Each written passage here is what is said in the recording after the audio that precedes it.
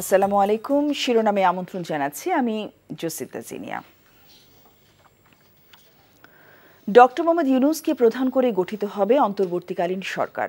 রাষ্ট্রপতি মোহাম্মদ শাহাবুদ্দিন এবং তিন বাহিনী প্রধানগণের সাথে বৈষম্য বিরোধী ছাত্র আন্দোলনের প্রতিনিধিদের বৈঠকে এই সিদ্ধান্ত হয়েছে।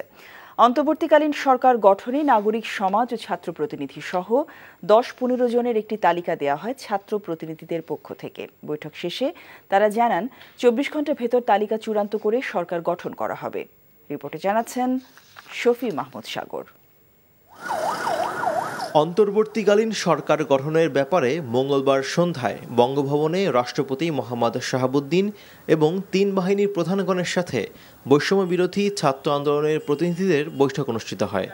বৈঠকে বৈষম্য বিরোধী ছাত্র আন্দোলনের ১১ জন সমন্বয়ক, লিয়াজো কমিটির ২ সদস্য এবং ঢাকা বিশ্ববিদ্যালয়ের ২ শিক্ষক অধ্যাপক আসিফ নজরুল ও অধ্যাপক তানজিম উদ্দিন খান উপস্থিত ছিলেন।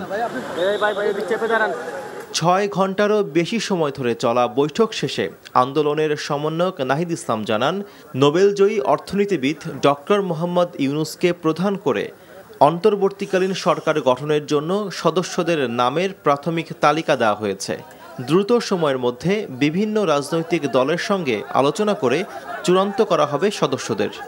মহামান্য রাষ্ট্রপতিও সম্মতি দিয়েছেন ডক্টর মোহাম্মদ ইউনূসকে প্রধান করেই অন্তর্বর্তীকালীন সরকার দ্রুত সময়ের মধ্যে গঠন করা হবে। ১০ থেকে ১৫ জনের একটা প্রাথমিক তালিকা দিয়েছি, সেই তালিকাটি এখন আমরা প্রকাশ করব না। প্রায় ২৪ ঘন্টার মধ্যেই সেই তালিকা সহ আপনারা অন্তর্বর্তীকালীন সরকারের ঘোষণাটি দেশবাসী পেয়ে যাবে। ছাত্র ও নাগরিক অভ্যুত্থানকারীদের পক্ষ থেকে প্রস্তাবিত সরকারি চূড়ান্ত অন্তর্বর্তীকালীন সরকার হবে জানিয়ে নাহিদ ইসলাম অভিযোগ করেন, নাশকতা ও পরিকল্পিতভাবে হামলা করে এই আন্দোলনকে নস্যাৎ করার চেষ্টা করা হচ্ছে। তাই জনগণকে সতর্ক হয়ে জানমালের পাহারা দিতে আহ্বান জানান তিনি। আমরা সকলের প্রতি আহ্বান জানাবো যে অভ্যুত্থানকারী ছাত্র নাগরিকদের প্রস্তাবিত সরকারি বাংলাদেশে দ্রুত সময়ের মধ্যে ঘোষণা করা হবে। জনগণ যাতে সেই আস্থাটি রাখে এবং আমাদেরকে অবশ্যই সরকারি স্থাপনা, রাষ্ট্রীয় সম্পদ এবং আমাদের যে সংখ্যালঘু সম্প্রদায় রয়েছে তাদেরকে রক্ষা করতে হবে। শিক্ষক প্রতিনিধি ডক্টর আসিফ নজরুল বলেন, ডক্টর ইউনূস দেশে ফিরলে তার সাথে আলোচনা করে ঠিক করা হবে অন্তর্বর্তীকালীন সরকারের মেয়াদ। সরকারের মেয়াদ এখনই ঠিক করা হয়নি, ওইটা আমাদের এই ছাত্র জনতা, আমাদের যারা সমন্বয়করা, ওনাদের প্রস্তাব ক্রমে ডক্টর মোহাম্মদ ইউনূসকে তত্ত্বাবধায়ক সরকারের প্রধান হিসাবে আমাদের রাষ্ট্রপতি সম্মতি জানিয়েছেন। অন্তর্বর্তীকালীন সরকার হিসেবে উনি আসার পর এই ব্যাপারে একটা ঘোষণা আসবে। তত্ত্বাবধায়ক সরকার গঠনের সাথে পুলিশ বাহিনীকে পুনর্গঠন করে পুনরায় দায়িত্বে বহাল করা হবে বলেও জানান ডক্টর আসিফ নজরুল। শফি মাহমুদ সাগর, এনটিভি নিউজ, ঢাকা। এর আগে দ্বাদশ জাতীয় সংসদ ভেঙে দিয়েছেন রাষ্ট্রপতি মোহাম্মদ শাহাবুদ্দিন। মঙ্গলবার বঙ্গভবনের এক সংবাদ বিজ্ঞপ্তিতে বলা হয়েছে, রাষ্ট্রপতির সঙ্গে তিন বাহিনী প্রধান, বিভিন্ন রাজনৈতিক দলের নেতা, সুশীল সমাজের প্রতিনিধি ও বৈষম্য বিরোধী ছাত্র আন্দোলনের নেতাদের সঙ্গে অনুষ্ঠিত বৈঠকের সিদ্ধান্তের প্রেক্ষিতে সংসদ বিলুপ্ত করা হয়েছে। এছাড়া বৈষম্য বিরোধী আন্দোলন ও বিভিন্ন মামলায় আটককৃতদের মুক্তি দেওয়া শুরু হয়েছে বলে জানানো হয়। অতিরিক্ত আইজিপি AKM শহীদুর রহমান বলেছেন, ভবিষ্যতে পুলিশ রাজনৈতিক দলগুলোর লেজুর বৃদ্ধিতে নিয়োজিত থাকবে না।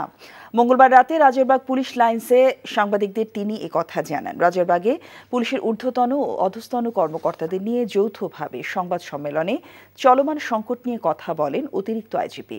দ্রুত সময়ের মধ্যে দায়িত্ব পালনের জন্য পুলিশ সদস্যদের প্রতি আহ্বান জানান তিনি। সেই সাথে গুজব না ছড়িয়ে নাগরিক সমাজকে পুলিশ বাহিনীকে সহযোগিতা করার অনুরোধ করেন।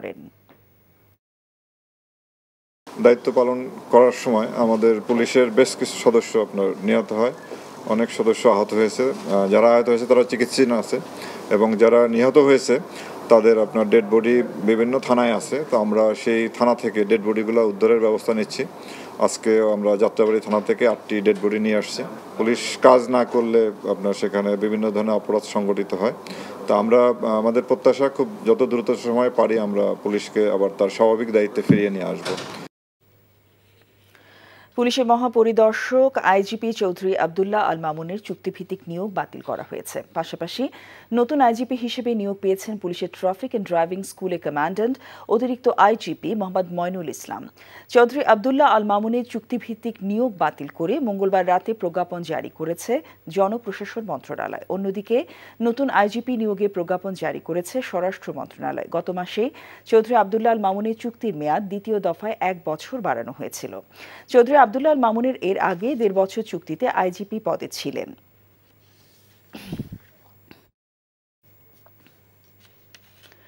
মেজর জেনারেল জিয়াউল আহসানকে চাকুরি থেকে অব্যাহতি দেওয়া সহ সেনাবাহিনীর উচ্চ পদস্থ বেশ কজনকে রদবদল করা হয়েছে। লেফটেন্যান্ট জেনারেল মোহাম্মদ সাইফুল আলমের চাকরি পররাষ্ট্র মন্ত্রণালয়ে ন্যস্ত করা হয়েছে।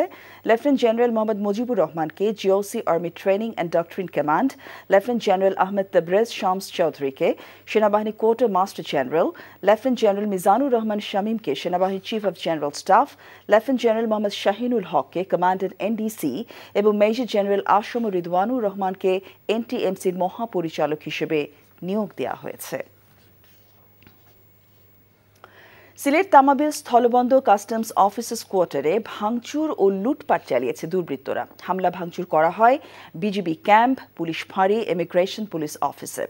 পুলিশ জানায় মঙ্গলবার রাতে দুর্বৃত্তরা দেশীয় অস্ত্রশস্ত্র নিয়ে সিলেট তামাবিল স্থল কাস্টমস অফিসার্স কোয়ার্টারে হামলা চালায়। অনেকে জীবন বাঁচাতে ঘর থেকে বের হয়ে যান।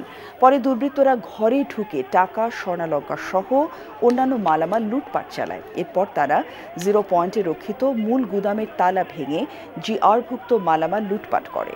তামাবিল শুল্ক গুদামে লুটপাট ভাঙচুর করার আগে বিজিবি ক্যাম্প, পুলিশ ফাঁড়ি ও ইমিগ্রেশন পুলিশ অফিসেও হামলা করে দুর্বৃত্তরা। এছাড়া সিলেট পুলিশ সুপার কার্যালয়, কোতোয়ালি, বিশ্বনাথ ও বিয়ানীবাজার থানা সহ বেশ কিছু সরকারি স্থাপনায় ভাঙচুর, অগ্নিসংযোগ ও লুটপাট হয়েছে।